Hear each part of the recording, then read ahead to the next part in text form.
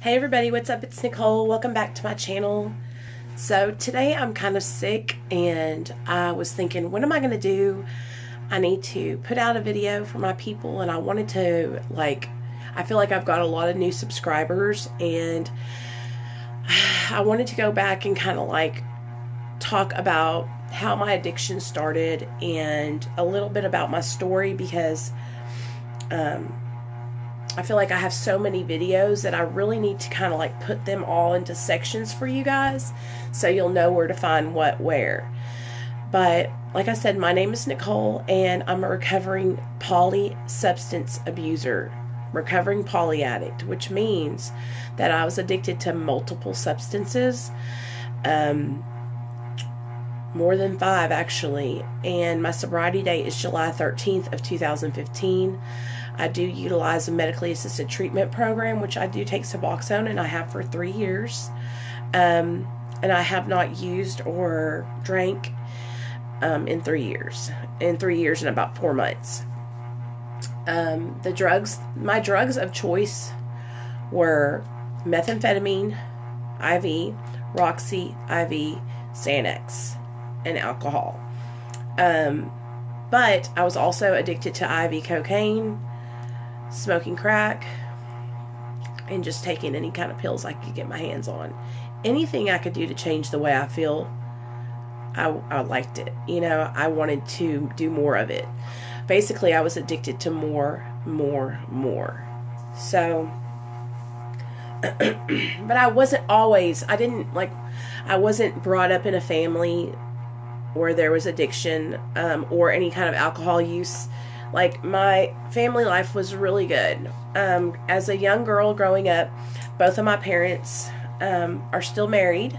I have 2 little sisters who are my best friends, Michelle and Christine, and I went to high school and graduated from the same school from kindergarten till 12th grade. When I was growing up, my dad worked overnight and my mom was a stay-at-home mom until I was about 10, and we would go to school every day, and I made friends really easily, but I was always kind of insecure. Do you know what I mean? I always kind of felt not the same as everybody else. Well, once I started school, I started to realize that I was different than everyone else because I was brown and they were white. I went to a predominantly all-white school with just a couple of Mexican kids, me and another girl named Jessica and a guy named Armando, and then 2 or 3 black kids.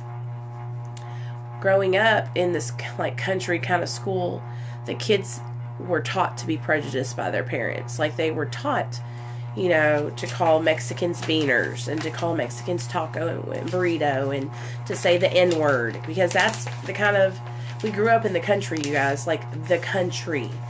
And so going to school, I got called, you know, taco and burrito, beaner, wetback, just stupid racial slurs like that. But I made a lot of friends, and I ended up, you know, having people who cared about me that I went all through school with. Growing up in the school I went to, everyone knew everyone.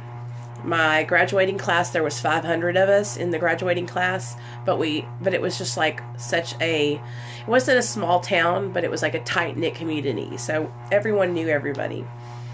At about my 9th grade year, going into 10th grade is when I started experimenting with drug use, and I met a guy, and he was my first boyfriend, and he smoked pot and he drank, and him and his friends would do cocaine every now and then, and so I would go to parties with them and we would party, you know, and I would go to these raves with them, and I would go to parties with older people there where I was the youngest person there, you guys. It was crazy, but I thought he was just everything, and he was so cute, so I stuck with him, you know, and that's when I really started to abuse marijuana and alcohol, and slowly but surely I was introduced to cocaine, and once I realized how cocaine gave me that stimulant feeling, then I started using cocaine on a regular basis by the time I was a senior in high school. I would drink and I would snort lines of cocaine daily. I was able to, you know, either get cocaine for free or buy it. It wasn't an every single day thing, but I did it at least once or twice a week. So once I graduated out of high school, I was starting to have problems in school because I was showing up to games drunk. I got a public intox one day at a game. I think I told you guys that story time. But I was just starting to really like have consequences for my alcoholism and my addiction. So when I graduated out of high school, I was like, okay, I'm going to go to college, I'm going to get my degree, and then I'm going to be done with all this school shit. So I got signed up for college, and I couldn't even make it 2 years, you guys, because when I started college, I met other people that did different drugs, like methamphetamine. And once I got introduced to methamphetamine, it was like it took over my life. Methamphetamine was like everything to me, and I smoked it, I snorted it. I would do hot rails, I would eat it, I would mix it in my coffee. I mean, it was everything I could do because it gave me so much energy, and I stayed so skinny on it. I loved it. I would do it before I went to work, every day. I lived with dope dealers. I started moving in with people that cook dope. And I'm not going to like go into those stories because I tell you guys those story times, but like methamphetamine was like my first like addiction that I like couldn't stop, you know, and it carried through for 10 years. I had been prescribed pain pills when I was like 17 for getting my teeth pulled out in the back. And I overtook those. I ate the whole prescription, and then I got a refill on it, and then I ate that whole prescription. But like pain pills hadn't been something I was doing every day yet, but I was doing meth every day. It was like I had to do meth to feel normal because it gave me energy. I wanted to get up in the morning. I would go do my work. I was manager at my job at Shoe Carnival, and then I got promoted to assistant manager, and so I got promoted from floor supervisor to assistant manager at Shoe Carnival. But I was like, I need to get a better job. So my parents hooked me up with this really awesome job working for the state of Arkansas, and that's when I got into pain pills real bad. And the boss that I worked for, she had cancer, you guys. She ended up passing away from it, and she had oxys, and I remember getting an oxy from her and just loving it, you know. So from that day forward, I was, you know, pain pills and methamphetamines were like the thing I would do. I would take so many pills and be so high, and then I would do meth to get up and go out and do things, you know, like go to my job or go hang out with people. And it was like a constant cocktail of up and down, up and down. And I did that up and down cocktail, like stimulants downers for 10 years, you guys, until what started to happen was it started to affect me psychologically. I started to hallucinate. I started to see things that weren't there. I started calling the police on myself every time I got a chance to think I was dying. I would call the police. And I've told you guys in my story time, if you ever want to refer back to a story time, I break down my whole drug addiction in little story times, and I have it all in a playlist. But the back and forth between stimulants and downers for me, it ruined my brain, you guys. It screwed me up so bad. I went to 5 rehabs. I was put in prison because I got a charge for possession of methamphetamine.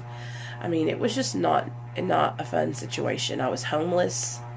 I sold my car for dope. I told you all that story. I mean, I was a bottom of the barrel junkie. You know, I started IVing at the age of 25, and I didn't get sober until I was 32. So I was shooting dope for 7 years, and that was my route of administration after I figured out how to do it. That was the way I preferred, and that's the way I would do it. If I didn't get to do it that way, I felt like I was wasting the drug. when me and Neil met, that's when things got even worse, because we were both addicted and we both put our resources together and we just got strung out so bad. And when I got pregnant with my son, that's when my whole life changed. I wish I could say I quit, when I found out I was pregnant, but I didn't. I went through my pregnancy using, and I'm ashamed of that, and I feel so much guilt because of it. But my son was born healthy and happy and beautiful, and I took him home and raised him, and I tried to stay sober. You guys, I stayed sober for 3 months after my son was born, and then I relapsed. And 2 days before my son's first birthday, DHS came knocking on my door, and they took my son and told me I had to get sober, or they weren't going to give him back to me. So I put myself in treatment that day, and I went to treatment, got out, still wanted to get high, still had cravings, just so scared. And that's when I decided to go get put on a medically assisted treatment program. When I got put on medically assisted treatment, DHS was so awesome, you guys. They helped me with everything, and I got my son back in 6 months. My case was closed in 10 months, and I've had him back ever since. And I haven't relapsed, and I haven't picked up any dope, haven't picked up any pills, haven't picked up any alcohol. It's been a long journey to get to this point, to where, I feel like I'm getting stronger. I'm actually can see in the future, tapering off my medication and succeeding. I'm starting to feel like I'm getting to a point where I'm going to be able to do that. I made an appointment with my doctor for next month to talk to them about that and to get on a slow taper. And so you guys will get to hear all about it. I'll tell you